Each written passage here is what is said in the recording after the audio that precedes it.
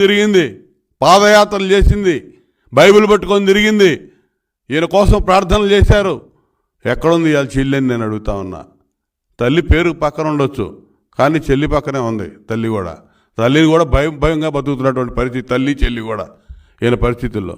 అది ఈయన ఉంటే ఈ రాష్ట్ర ప్రజలకే కాదు, సొంత కుటుంబ సభ్యులకు కూడా ఉన్నటువంటి ధైర్యం, స్థైర్యం ఇవాళ భయం నిండా బతుకుతూ ఉన్నారు కుటుంబ సభ్యులు కూడా. ఈ ముఖ్యమంత్రికి తండ్రికి ఆత్మగా పిలవబడినటువంటి కేవీపీ రామచంద్రరావు ఎక్కడున్నాడో తెలియదు, సూర్యుడు ఎక్కడున్నాడో తెలియదు, అందరూ వదిలేశారు. ఈయన నమ్ముకొని జైలుకు పోయినటువంటి జైలుమేటు మోపిదేవి వెంకటరమణ ఈరోజు పరిస్థితి ఏంటో చూస్తూ ఉన్నాం. టికెట్ లేదు ఆయనకి, రేపల్లి టికెట్ లేదు, తీసి పక్కన పడేశాడు. ఇవాళ ఈయన నమ్ముకొని దాదాపు 5-6 కేసులు, రాజధాని కేసుల దగ్గర నుంచి అనేక పనికిమాలిన కేసులు వేసి ఆయన ప్రాపకం కోసం పోరాటం చేసి ఆయన ప్రాపకం కోసం వెంపర్లాడినటువంటి ఆళ్ల రామకృష్ణారెడ్డికి టికెట్ లేదని చెప్పి తరిమి పడేసినటువంటి పరిస్థితి. ఇవాళ ఇంకా ఎలా చెప్పుకుంటూ పోతే అనేక మంది ఎమ్మెల్యేలు ఈ రోజున ఎందుకు ఈయన నమ్మి ఈ విధంగా నట్టేట మునిగామని చెప్పి బాధపడతా ఉన్నారు. ఎంతమందిని పీకే పోతున్నాడో తెలియదు, ఎంతమందిని ట్రాన్స్ఫర్ చేయబోతున్నాడో తెలియదు. రాజకీయాలకు అర్థాలు మార్చేశాడు, నీచంగా తయారు చేశాడు.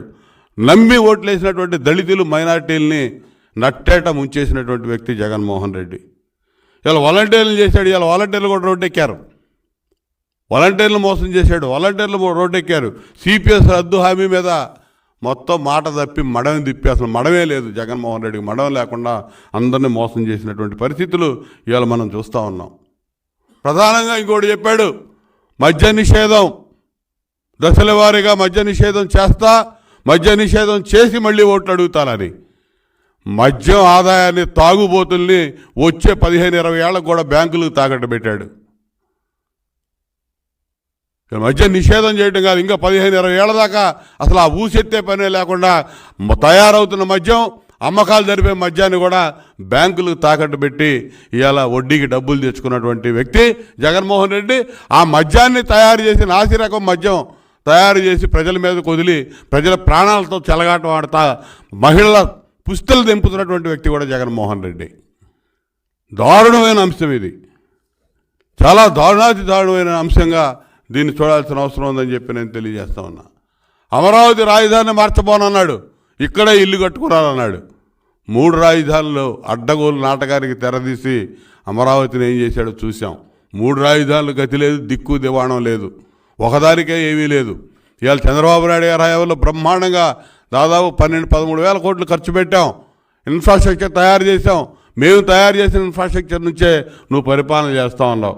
అసెంబ్లీ చంద్రబాబు నాయుడు గారు కట్టింది, నువ్వు పరిపాలన చేసే సెక్రటేరియట్ చంద్రబాబు నాయుడు గారు కట్టింది, నీ మీద ప్రతిరోజు బొట్టికాయలు వేసే కోర్టులు చంద్రబాబు నాయుడు గారు కట్టినాయి. నువ్వు కనీసం ఒక ఇటుక పెట్టలా. 3 రాజధానులు అన్నావు, 3 రాజధానులు 3 అంగుళాలు కూడా ముందుకు పోయినటువంటి పరిస్థితి ఇవాళ లేనటువంటి పరిస్థితి. రైతు భరోసా కింద 12,500 ఇస్తానన్నావు, సంవత్సరానికి 7,500 ఇస్తా ఉన్నావు.